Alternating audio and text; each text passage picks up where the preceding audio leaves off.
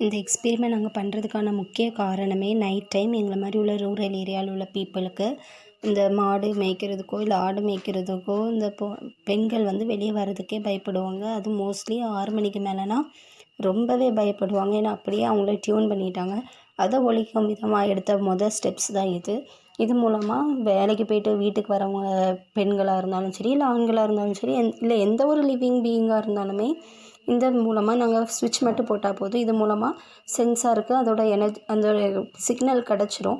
So அந்த மூலமாக எந்த ஒரு காரோ இல்லை ஹியூமன் பீயிங்கோ இல்லை எந்த லிவிங் பீயிங்காக இதில் வந்தாலும் அந்த சென்சார் வந்து அதை சென்ஸ் பண்ணி அதை பேட்ரி மூலமாக இப்போ நாங்கள் இதில் கனெக்ட் பண்ணியிருக்கோம். பேட்ரி மூலமாக அந்தந்த ஸ்ட்ரீட் லைட்டுக்கு அந்த சிக்னல் அனுப்பிடும்.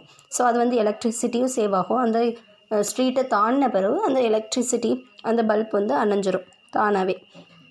ஸோ அதனால தான் இதுக்கு ஹெட்டிங் வந்து ஆட்டோமேட்டிக் ஸ்ட்ரீட் லைட்டு நாங்கள் கொடுத்துருக்கோம்.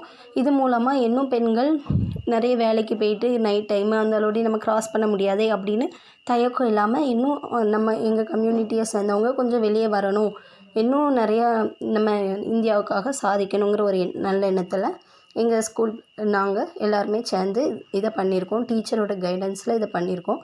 ஸோ அதுதான் மெயின் ரீசன்.